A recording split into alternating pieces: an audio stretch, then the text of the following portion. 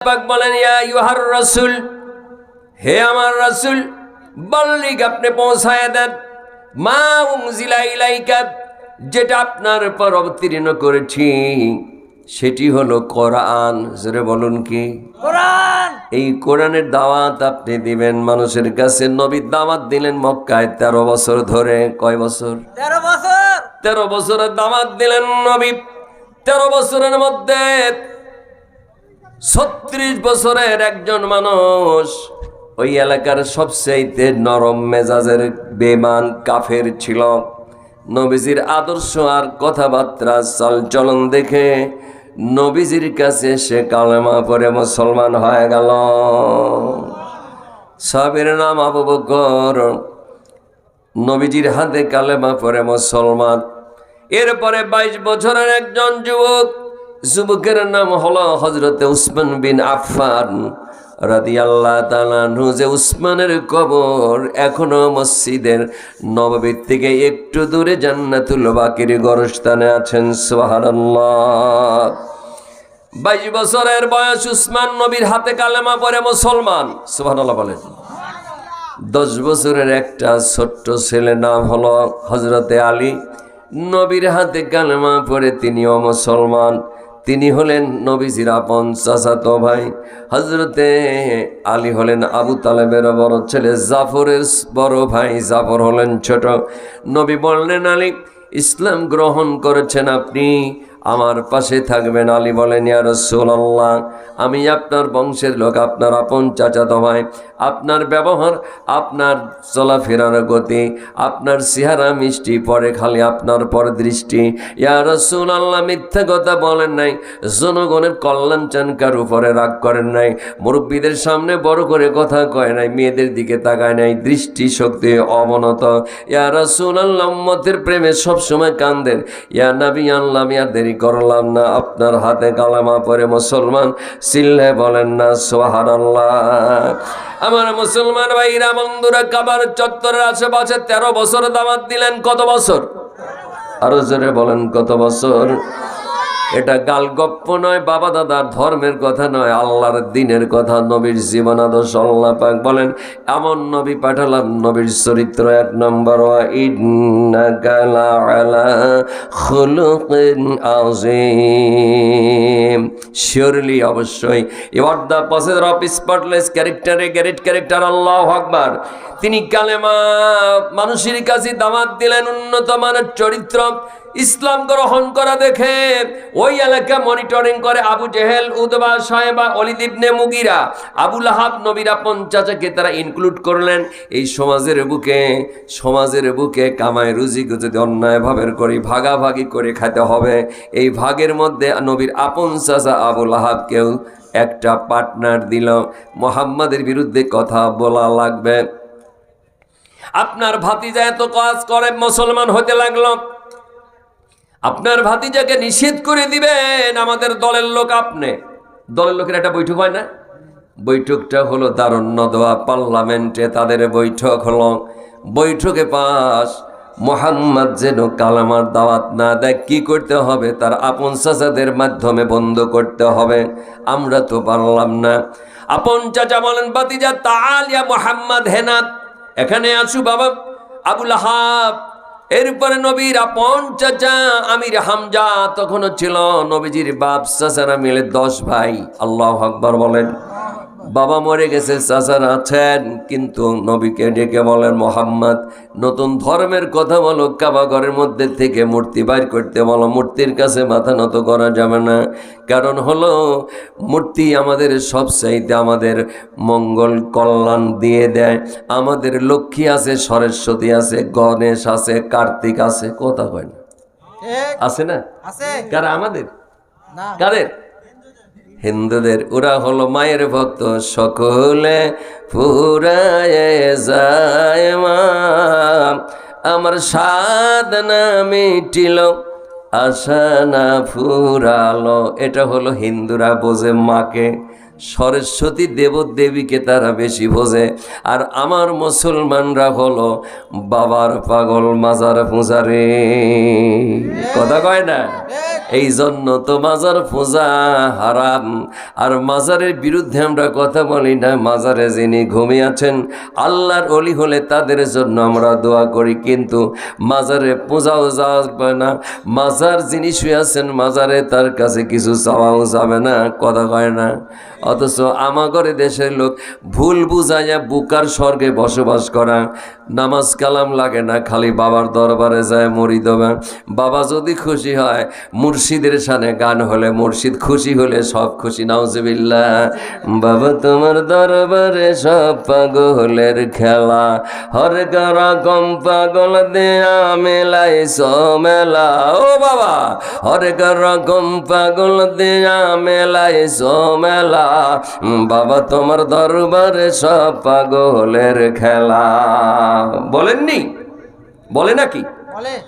আমার ভাইরা বন্ধুরা, হিন্দুরা মায়ের পূজা করে বেশি, আর আমার মুসলমানদের মধ্যে মাজার পূজা, বাবার পূজা করে বেশি।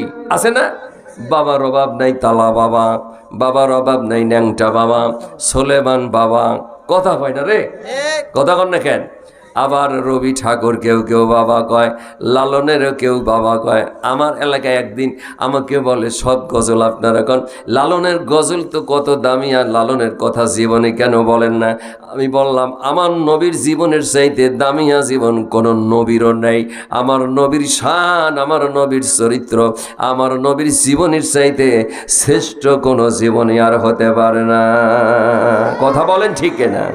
আমি অপার হয়ে বসে আছে ও গো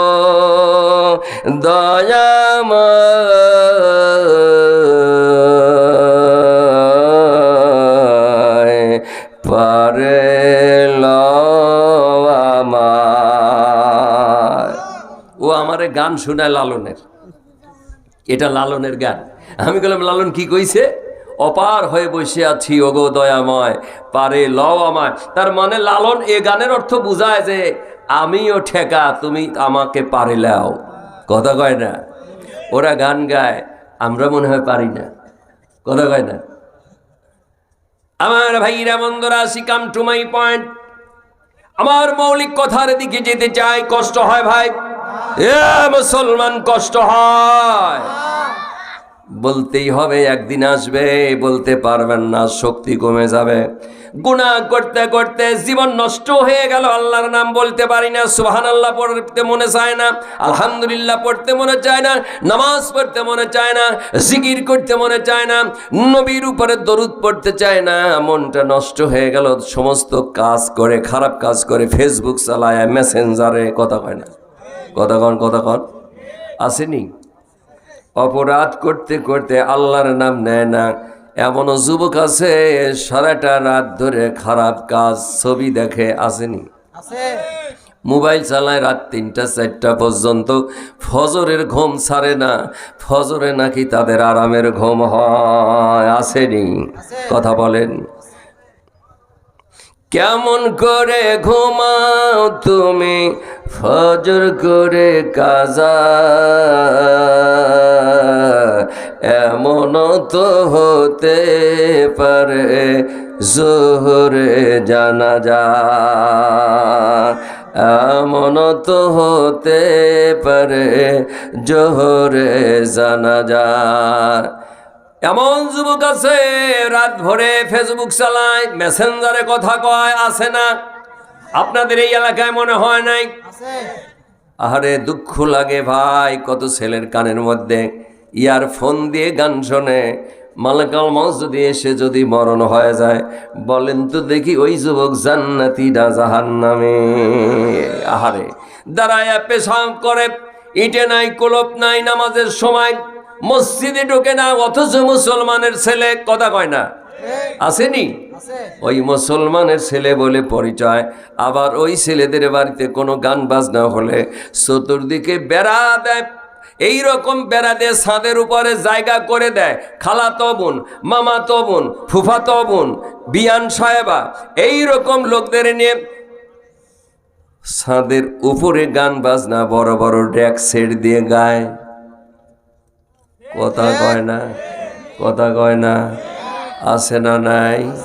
ওই গার্জিয়ান সহ জাহান্নামে যাবে। ফেরেশতারা বলবে ছেলেকে ধরবে মেয়েকে ধরবে, জাহান্নামে যাও বলে যাব না, কয় কেন?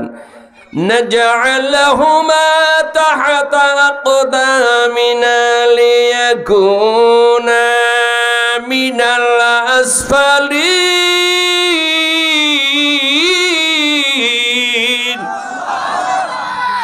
ছেলে বলবে মেয়ে বলবে, আমার বাড়ির গার্জিয়ান আমার আব্বা, হাজী সাহেব আপনার ঘরের ছাদের উপরে বেটা ড্যান্স দেয়, আপনার বেটার চাচতো বোন খালাতো বোন এলাকার বেগানা মেয়েদের নিয়ে আপনার বাড়ির ছাদের উপরে গান গায়, ডান্স দেয়, বড় বড় সাউন্ড বক্স দিয়ে গান দেয়, মনে হয় মাটি কাঁপে।